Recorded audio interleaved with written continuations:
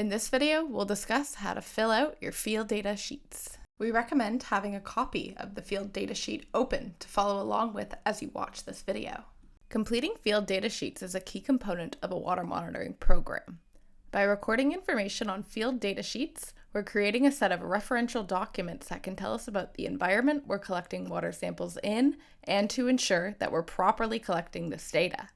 On these data sheets, we record information about the water quality samples we collect, the surrounding environment, and the methods we use to collect this information. All this information we collect in the field can help us draw conclusions about why we get the water sample results that we do. So properly collecting this information while out in the field is key if we would like to use our water samples for understanding, restoring, and protecting our local waters. The field data sheet is broken down into 4 sections. These are the chain of custody, current conditions, potential sources of pollution, and sample collection. This video is going over the basic requirements for data collection. However, depending on your monitoring objectives, you may also be interested in collecting some other types of information about your site, like what kinds of wildlife you're seeing, what types of debris and trash are around your site, or what kinds of people are using the water. We won't review how to collect these types of data in this video, but you're welcome to customize your field data sheets so that you can record all these other types of data as they suit your monitoring program. You can review our toolkit page on this for more information. All right, now let's get into it. We'll start by reviewing how to fill out the chain of custody. The chain of custody tracks each person who handles our water samples from the time they were collected to the time they're dropped off at a lab. One chain of custody form must be completed for every set of water samples that are collected. Typically, this means you complete one chain of custody form every monitoring session. We use a chain of custody to provide evidence that samples were always under the watchful eye of a responsible person and that they were not tampered with. Keeping track of this information is especially important if we plan to use our water quality results for legal purposes. We begin filling out the chain of custody when we arrive at our site. First, we fill out the date. You'll also want to make sure you're putting the date at the top of each page of your data sheet as you go through your monitoring work. This is essential for hard data storage. Next, you'll fill out your survey start time. The survey start time is always going to be the current time because you're going to begin your survey now. You'll also record the first and last name of the people collecting your water samples. You'll get them to initial this sheet as well. If you ever need to make changes to the chain of custody, you'll cross out the information you'd like to get rid of with a single line and initial beside it. The rest of the sections of the chain of custody will be completed once you finish sampling. So we'll return to this section later. For now, we'll move on to the second section of our field data sheet, current conditions. In this section, we record the weather, water conditions, and aesthetic conditions. There are many factors that can impact E. coli levels in the water. By documenting what these conditions are on our data sheet, we're able to collect information on how these different conditions might affect the water quality at the site we're monitoring. Having this information can help us determine potential correlations between the water quality results we've collected and the conditions that may have caused them. For example, sun is one of the many factors that can affect how much E. coli is in the water. Researchers have found that in large bodies of fresh water, on sunny days, E. coli counts can be exponentially lower than on cloudy days. You'll begin filling out the current conditions section after you start your chain of custody. You fill out the current conditions section by looking at the site around you. Depending on what you see, you'll circle the option on your data sheet that best describes what you're currently seeing. For example, to fill out the sky conditions section, you'd take a look at the sky around you and circle the option that best fits the site. If these conditions ever change while you're out monitoring, you can always reselect your option. You'll continue going through the current conditions section by selecting the options that best fit your site. For some sections of the data sheet, we recommend you use your field guide to help you select the best option. The field guide contains sets of reference images that can help you match what you're seeing at your site to the best options on your data sheet. For example, for watercolor, you'll take a look at the color of the water and then take a look at your field guide. You'll try to fit the color guide that best matches the water and then circle that option on your data sheet. You'll be using the field guide to help you fill out many parts of this data sheet. However, there will be a few sections that require you to use your other senses. For example, for water odor, you'll use your nose and take a sniff of the water. You'll record the option that best fits what you smell.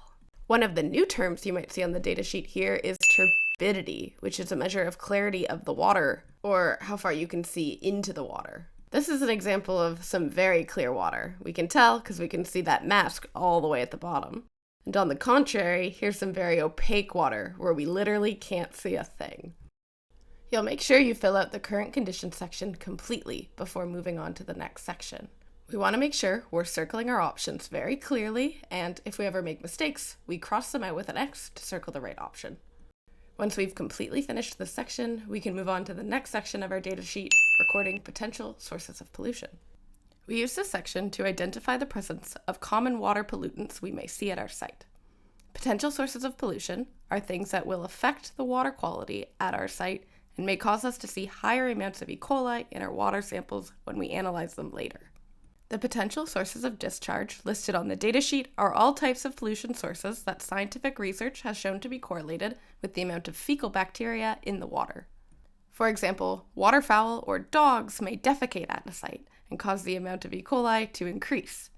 Algae and natural debris on the water surface, while not necessarily pollution sources themselves, can harbor bacteria and help E. coli live longer.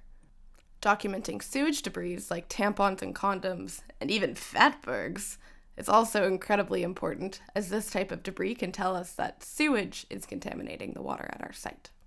You'll go through the list of potential sources of discharge and identify if you see any of them at your site. If you do, you'll quantify the potential source into low, medium, or high. You should make sure you're looking for these sources only within your site boundary or zone of observation, which you would have set prior to starting your monitoring program. Your field guide also contains guidelines for how to record this information. Now, if you're out monitoring and you see something like this, or even this, you can use the next section of the datasheet to record what you're seeing. In this section, we record potential sources of pollution from a discharge point, like a river, a pond, a wetland, or an outfall. We begin this section by writing down the name of the pollution source if we can. We then try to identify the type of discharge point it is. That could be a river, a wetland, pond, or outfall. And then we do our best to characterize the discharge by noting the amount of flow and what the discharge looks like. For example, we characterize this water as foamy. Again, you can use the reference images in your field guide to help you characterize what you're seeing and report this on your datasheet. Remember, you'll only fill out this section when you see a discharge event happening, and only do so to the best of your ability. Collecting information on discharge as it's happening is important, as it can help us understand if there's polluted waters discharging from a source that shouldn't be there. Having this information documented can help us take action and stop that pollution event from happening again. Alright, now we can move on to the final section of the datasheet, sample collection. As the name might suggest, this section of the datasheet is for documenting information about the samples that you'll be collecting. This section of the datasheet is critical for quality assurance purposes. For example, all water samples must be processed at the lab within 8 hours of their collection time.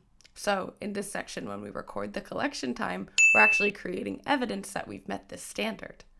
You'll fill out this section as you go about your site and collect your water samples. At each monitoring location where you collect a sample, you'll record the sample ID, which is what's written on the WorldPack, and then the time that sample was collected. For both ease and better accuracy, we recommend having one person on the shore recording the time that the sample is collected, while another person is in the water actually collecting the water sample. We recommend that the person recording the sample collection time have a timekeeping device with them, like a phone or watch. You'll record the sample collection time for every water sample you collect, including any duplicate samples. You'll also use this section of the datasheet to record the surface water temperature. You'll document the temperature of the water when you collect your temperature blank. This will be done at your first site, which is typically Site A. You'll initial at the top of the sheet to confirm that the temperature was taken at the same location as the temperature blank was collected. As this section is key for quality assurance, you'll also use the QA/QC checklist box to confirm you've completed the appropriate QA/QC measures. You'll confirm that the temperature blank was collected at your first site, that the field blank was exposed to site conditions, meaning you opened up the field blank during your sampling process, And you'll confirm that if you took a duplicate, you did so within 2 minutes of the original sample being taken. If you're collecting physical or chemical water quality information, you'll use the next section of the datasheet to do this. First, you'll write the ID of the site where the information is being collected. This should be from the exact same location every time. We recommend using one of the sample collection locations like Site D as the location where you'll collect this information. The location information should also be documented on the map in your field guide for reference. You'll then record the physical and chemical data that you've decided to collect. You'll have already decided what information you'll be collecting here when you started designing your monitoring program. Instructions for how to collect this type of information is beyond the scope of this toolkit, but we recommend using the method that best fits your monitoring program needs. You may also wish to collect other types of information for your monitoring program. This may include collecting detailed information on what kinds of wildlife you're seeing at your site, what types of trash and debris are at your site, or even how many people are interacting and in what ways are they interacting with the water at your site.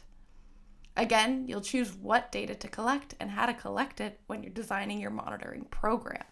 Once you've completely filled out your data sheet, collected all your samples, and collected any other information you need from your site, you can return to your chain of custody. Now you can fill in the survey end time. You'll fill in the samples relinquished by and received by sections only if you're passing off your samples to someone new. Typically, you won't fill the section in until you pass off your samples to someone at the lab because whoever is collecting the samples typically is involved in transporting them to the lab. The rest of the chain of custody is completed once you've arrived at the lab. This includes checking the temperature blank at the lab and the time the samples go into the incubator. You'll initial some sections at the top of the chain of custody, confirming that the samples were kept on ice and in the dark and were delivered to the lab within 6 hours of sample collection time. At this point, you should do a final check over all of your data sheets and confirm that you've completely filled out everything and that you filled it out clearly. You'll also want to make sure that you've put the date at the top of each sheet. And that's it. Now you know everything you need to fill out your field data sheets. If you have any questions or you would like more detailed information on anything we went over, you can always refer to our standard operating procedures or check out the appropriate parts of the toolkit. The most important thing to do now, again, is give yourself a high five. Thanks for watching this video on how to fill out your data sheets, and once again, thanks for joining the swimmable, drinkable, fishable movement.